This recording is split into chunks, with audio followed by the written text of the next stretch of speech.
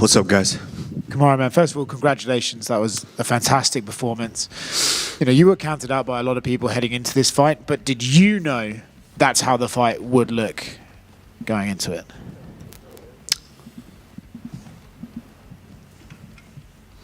No. No, I didn't. I didn't. I just had to get back in the lab, sharpen all my tools. I know it's been a while. I know it's been a while, and after the last one, going up against a young, strong, hungry guy, one of the most, just kind of dangerous and terrifying guys. And I was dealing with some things going into that one, but I took the fight on short notice. And because of that fight, it's almost like they forgot I could wrestle. And they got dismissive, and a little borderline disrespectful. But I just had to pull out the skill and just let them know, hey, respect every aspect of my game. Every aspect. When Buckley's on bottom talking to you, is part of you just like, you can talk all you want, mate. I'm up here and I'm the experienced guy, and you just look at that as maybe he's trying anything because he's not sure how to get up? Or what are you feeling when he's talking? I don't give a he talked all week, but, he's very talented, he's strong. And that's what he does to get himself in the fight, and it works for him. But that doesn't do anything for me. I'm in there to take care of business. When I'm in the gyms, me and my coaches, we work, and the show's in there. I don't need to pay attention to all the distractions, whether he's talking or not. But hey, I just take care of business. Yeah. Two more quick ones from me. Having Big Francis around this fight week, obviously everyone knows the context of his appearance at a UFC event these days. Was it still nice that the promotion was okay with that and he was allowed to be here? And I mean, why not? I mean, Francis, he came to a sporting event to support his brother. What's wrong with that? Everyone knows Big Francis. Francis has a very special journey, special life that he's lived. And if anyone can't respect that, I mean, sorry for you, but self-made man, just like I am. So, you just have to respect it. But it was special for him to be here. Just like, me going to support him. He supports me, just like Justin and all these guys. So I'm thankful. I have a beautiful support system, and I'm grateful for that. And the last one for me, obviously, performance was amazing tonight. Still one of the best in the world, one of the best to ever do it. But I do feel we're at a stage now where we should be appreciating the few appearances you might have left in your career. So with that said, title shot would appear to be the thing on your mind next, right? Absolutely. Like I said, I only had to really use one skill tonight. And, I possess, everyone knows I can knock you out with my hands. But if you're going to give me that, I'm going to take it. So, let's be honest, I'm the biggest in the division. And this is about entertainment. The UFC is an entertainment company. You want to make the biggest fight, it's going to be the winner of JDM and Islam. If Islam pulls that one out, former pound for pound, current pound for pound, who doesn't pay for that? Congratulations, man. It was a really impressive performance. Appreciate it. Kamaru, so just going on that, you feel like basically tonight you got yourself a title shot, you got yourself the winner of JDM Islam? I mean, you don't feel like that? Who else? You're the biggest name, yeah. Okay, thank you. But I'm asking you. Oh, yeah, for sure. Yeah. And you haven't fought since 2023, right? It's been a while. Correct. And throughout that process, we've seen Gilbert Burns kind of fade out of the title contention, as well as Colby, Jorge Masvidal a while ago, Stephen Thompson, like all the guys of your generation, right? As you're watching that, do thoughts come up like, am I still one of the world's best as you kind of watch the generational change of the division? No, I mean, shouts out to each and every one of those guys, like I said, respect to everyone who's willing to get in here each and every time. But I'm different. I've been different. That's why I was who I was in the division. I'm different. Just because you didn't see me out for 2 years, I was taking a little sabbatical. That doesn't mean I wasn't working. Everyone goes, oh, it's ring rust, ring rust. I was able to come in there and really just utilize one skill. But, hey, I still possess what it takes to be the best in this division. And so, it's only up from here. Yeah.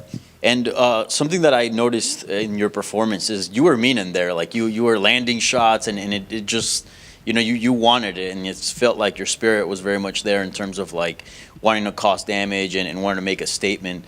Did you enter this fight with a chip on your shoulder? Did you feel like you were being underestimated? Like I said, you know, it's like a monkey on your back. You know, obviously everyone's going, oh, you were 0 for 3 and this and that, and can you still do it? You're older, you're this, you're that. It is what it is. As long as I continue to put the work in, like I said, I have an excellent support system. Hey, I just had to go in there and do what I do. Have you ever known me to not be mean in there? No. I go in there and I take care of business, and I did that tonight. Outside of the meanness, like, there was some chippiness. At the end of round one, you're staring Buckley down as you're getting up, kind of something similar at the end of round two. Was that to do with Buckley or more to do with the aforementioned monkey on your back? I mean, you gotta, it's a little bit of both.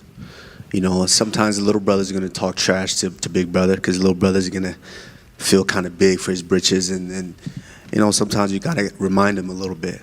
Buckley's very, very talented, strong, hungry, and young, and he's still gonna have success. A lot of interesting and exciting matchups for him in this division, but you know, you kind of had to go out there and show him a little bit. And I have to ask you, I think I know what you're going to say, but Bilal Muhammad quickly tweeted, "See you soon." I know your eyes are on a title fight, but if the UFC comes to you, that's also a pretty big fight. Former champ for former champ, a lot of backstory. Is that something you would entertain if the UFC, you know, came to you about it? Who is it? Bilal Muhammad. Who is that? Former welterweight champion Bilal Muhammad. Next. I forgot it. Next. Thanks, champ. Thank you.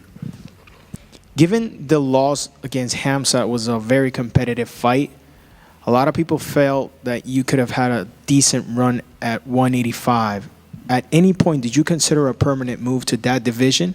I mean, it only makes sense to fight for that title. If it wasn't for that title, obviously I always wanted Khamzat while he was lurking around the welterweight division, but that fight only made sense to step in, and like I said, I love this company, and I wanted to help out. So I stepped in. Of course, no one was willing to step in and take that fight then, so I stepped in and helped out.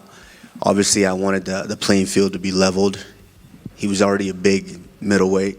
Had I had time to grow into that and given the appropriate time to work with my team and build into that fight, I think it could have been a little different. But respect to Khamzat, he's very, very tough, very, very talented, and you know, I'm anxious to see what he does for that title. But no, I mean, it doesn't. If it's not for the title, what's the point? Now, given the fact that, just like everybody mentioned, you're pretty much back in the title picture again. Recently, Islam announced his permanent move to 170 pounds. Right. Is that a fight that could end up happening? Absolutely.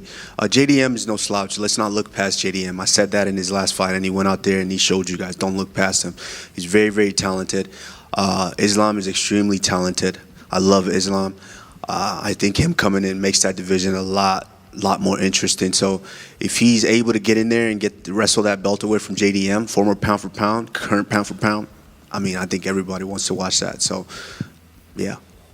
Now, giving all these new names that have taken part in the 170-pound division that are all like displacing the older guys, how a lot of people mention it, is there a specific name that excites you more than others? All right, let's do. Let me just go ahead and make the matchmaker for you guys. Buckley, incredible fights. Buckley can fight Ian Gary, or Buckley can fight Carlos Prates. Sean Brady could fight Shavkat. Me, winner of Islam JDM. Simple. Appreciate it. Thank you. What about Bilal? Who? Just one more. So, do you predict that Islam would win the 70 belt once that fight gets made? I'm not predicting anything. All I'm saying to you guys is stop sleeping on JDM. He's very, very talented. Very, very talented. That's why he's the champion right now. So let's not sleep on him. Islam, of course, is pound for pound, #1. So let's not sleep on them too. It's going to be an interesting fight. I will be watching that fight, and I'll take the winner. How big would a fight between you and Islam be? That would have to be like one of the biggest fights in the company, right? Of course. When have we ever had former pound for pound and current pound for pound? Yeah. And just lastly, who do you see taking the belt at 185? At 185? Listen, I told you guys, don't sleep on Khamzat. When he was fighting Robert Whittaker, everyone said, "Oh yeah, Whittaker's gonna get him." Hey, don't sleep on him. Khamzat's extremely talented, extremely strong. He can shock anyone. But Dricus Du Plessis, you can't sleep on him as well. He's the champion for a reason, taking out 3 champions back to back to back. So hey, respect to all those guys. I respect every one of these fighters. You know, I know people at home were spectators and were fans, and they like to just kind of talk. Oh, he had a bad performance. He had a boring one. But hey, you have to respect each and every one of these guys that's willing to get in here, you know, in little bitty gloves and damn near underwear and bare their soul in here. So you have to respect that.